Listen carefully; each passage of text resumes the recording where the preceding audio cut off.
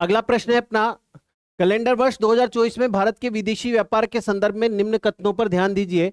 और विश्व के वस्तु निर्यातों और आयातों में 2024 में भारत का हिस्सा जो है लगभग 1.8 और 2.8% था, तो बिल्कुल सही है। और भारत जो है विश्व वस्तु निर्यात में विश्व में 18वें स्थान पर है और आयात में जो है ये है विश्व में 90वें स्थान पर है। ठीक है। और अगर हम सेवा निर्यात की बात करें तो सेवा निर्यात में 7वें स्थान पर है और वहां पर योगदान लगभग 4.3% है। ठीक है। 2024 में भारत ने विश्व के निर्यात मोर्चे पर 18वें तथा 90वें स्थान प्राप्त किया। बिल्कुल अगला सेंटेंस ही यही दे दिया। तो यहां पर पहला और दूसरा दोनों सही हैं, तो ए और बी जो है दोनों सही हैं। क्लियर। चलिए नेक्स्ट क्वेश्चन पर चलते हैं। आर्थिक सर्वेक्षण 2024-25 के अनुसार 23-24 में भारत के साथ सर्वाधिक व्यापार करने वाला देश था। तो देखो 2023-24 में जो है भारत के साथ सबसे ज्यादा ट्रेड करने वाला देश यूएसए था। लेकिन अगर हम वर्तमान की बात करें, वर्तमान संदर्भ में जो है भारत के साथ सबसे ज्यादा ट्रेड करने वाला देश चीन बन गया है। तो वर्तमान में भारत के साथ सबसे ज्यादा विदेशी व्यापार मतलब आयात निर्यात करने वाला देश जो है वो चीन है। और भारत अपने टॉप 20 साझेदारों के साथ जो है 19 में से तो घाटे में है, केवल एक के साथ ही भारत का व्यापार जो है अनुकूल है और वो देश जो है कौन सा है, यूएसए है। तो भारत अपने टॉप मोस्ट जो व्यापार साझेदार देश है उनके सबके साथ लॉस में है, केवल यूएसए ही एक ऐसा देश है जिसके साथ भारत जो है अधिशेष की स्थिति में है। नेक्स्ट अगले प्रश्न पर चलते हैं।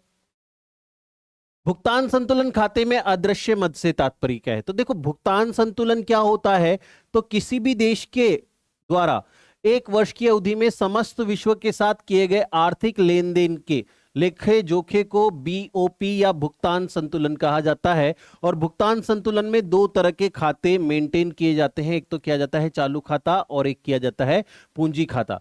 चालू खाते में जो है हम दो तरह के व्यापार को शामिल करते हैं, जिसमें एक तो आता है हमारे पास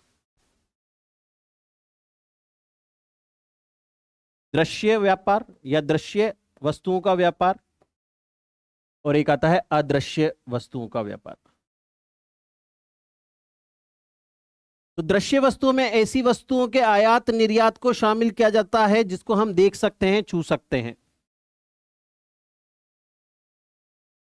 जैसे कि ये इलेक्ट्रॉनिक पैनल ही हो गया, फोन हो गए, तो इनको हम देख सकते हैं, छू सकते हैं, तो इसको दृश्य वस्तुओं में शामिल किया जाएगा। अदृश्य वस्तुओं में हम मुख्यतः सेवाओं के आयात निर्यात को शामिल करते हैं। क्लियर। पूंजी खाते में जो है हम विदेशी निवेश और विदेशी ऋण को शामिल करते हैं।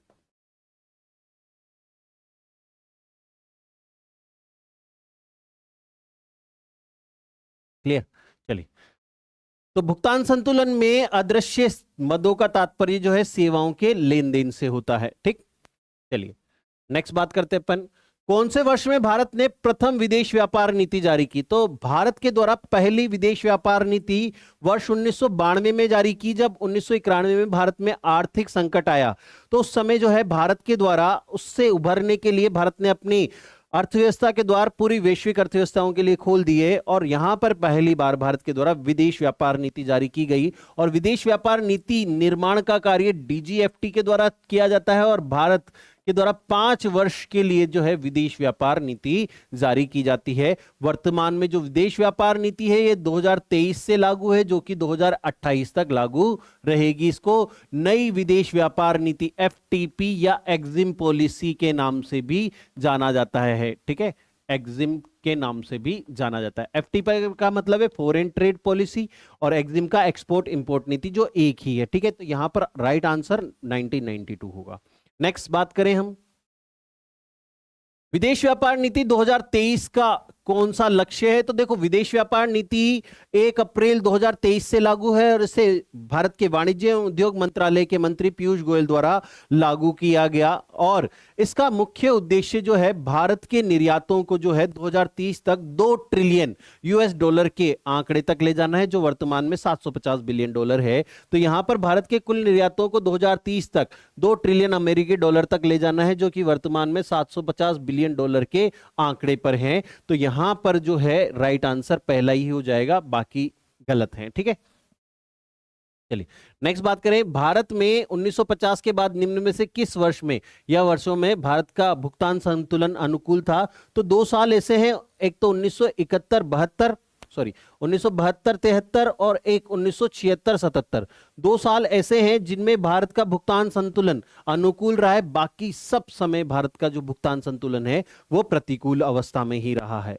इसके अलावा हम बात करें अगले, तो व्यापार की शर्तों से क्या तात्पर्य है? तो व्यापार की शर्तों से जो है निर्यात की कीमत और आयात की कीमत के बीच में जो अंतर होता है उसे व्यापार शर्तें कहा जाता है। तो राइट आंसर यहां पर तीसरा आएगा। और नेक्स्ट क्वेश्चन की तरफ चलते हैं। डंपिंग है, डंपिंग को हिंदी में बोलते हैं राशि पातन।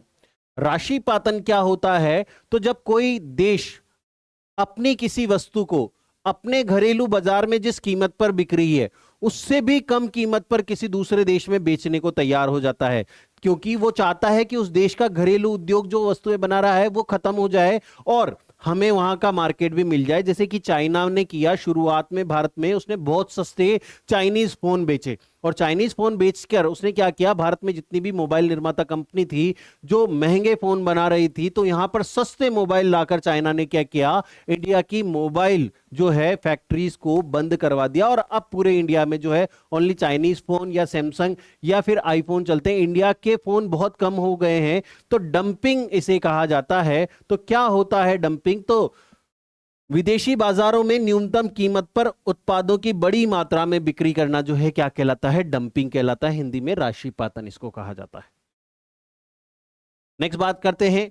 वर्ष 2023-24 के लिए भारत में कुल विदेशी प्रत्यक्ष निवेश अंतर्वाह किस देश का सर्वाधिक रहा है? तो भारत में सर्वाधिक एफडीआई करने वाला देश कुछ वर्षों से सिंगापुर हो गया है। सिंगापुर के द्वारा भारत में सबसे ज्यादा एफडीआई किया जाता है और भारत में सबसे ज्यादा एफडीआई प्राप्त करने वाला राज्य महाराष्ट्र है और भारत में सबसे ज्यादा एफडीआई प्राप्त करने वाला क्षेत्र जो है सेवा क्षेत्र है। और विश्व निवेश रिपोर्ट जो है ये एक संस्था है अंकटाड, इसके द्वारा जारी की जाती है और वर्ष 2025 में पूरे विश्व में भारत का विश्व निवेश प्राप्त करने वाले देशों की सूची में 16वां स्थान रहा है। क्लियर? चलिए इसके अलावा हम बात करते हैं निम्नलिखित में से कौन से 5 वर्षों में भारत के विदेश व्यापार की आधुनिक प्रवृत्ति नहीं रही है? तो भारत का चालू खाता घाटा कम हुआ है? तो नहीं हुआ है भारत का चालू खाता घाटा। विदेश व्यापार के मूल्य आकार में वृद्धि हुई है? बिल्कुल हुई है। क्रूड ऑयल और पेट्रोलियम के आयात में वृद्धि हुई है? तो जनसंख्या के अनुपात में वृद्धि हुई है। चीन के साथ व्यापार घाटे में वृद्धि हुई है? बिल्कुल हुई है। तो यहां पर जो है चालू खाता घाटा हमारा कम नहीं हुआ है, बड़ा ही है समय के साथ। ठीक है, चलिए नेक्स्ट क्वेश्चन पर चलते हैं। 2023-24 में भारत के लिए शीर्ष 5 आयात, तो ये देखो एक साथ एक ही पेज पर मैं लिखा देता हूं। भारत सबसे ज्यादा आयात किन देशों से करता है? तो भारत सबसे ज्यादा आयात जो है ये करता है चीन के साथ, फिर करता है रूस के साथ, फिर है यूएई, फिर है यूएसए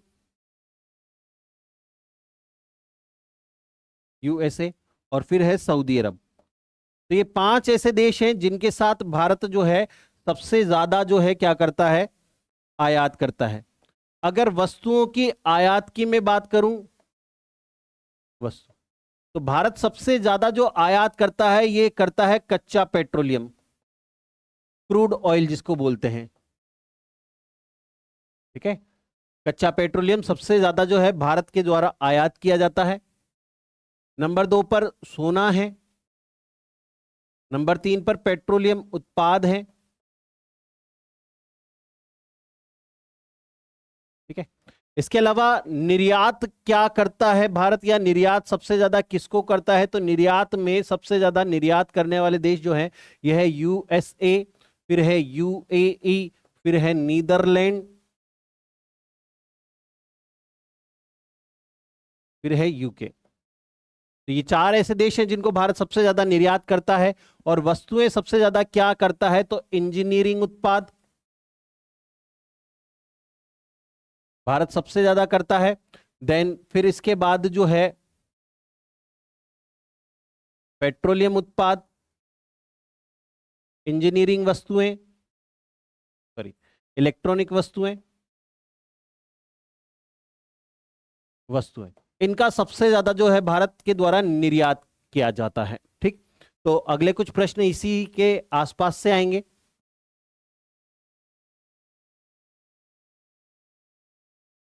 ठीक है, तो भारत के लिए आयात गंतव्य, तो आयात सबसे ज्यादा किसके साथ करता है? तो चीन, रूस, यूएई, यूएसए और सऊदी अरब। तो यहां पर जो है ये सबसे इंपॉर्टेंट है यहां पर। तो ये चीज मैंने आपको बता दी है, तो ये थोड़ा सा याद रखना है आपको। आशा करता हूं आपकी तैयारी बहुत अच्छी रही होगी। जितना इतने से समय में मैं आपको रिवीजन करवा सकता था मैंने कोशिश की है। इसके बाद भी आपको अगर कोई डाउट हो तो आप कमेंट करके मुझे बता सकते हैं। मैं कोशिश करूंगा पूरे आपके डाउट्स को क्लियर करने की।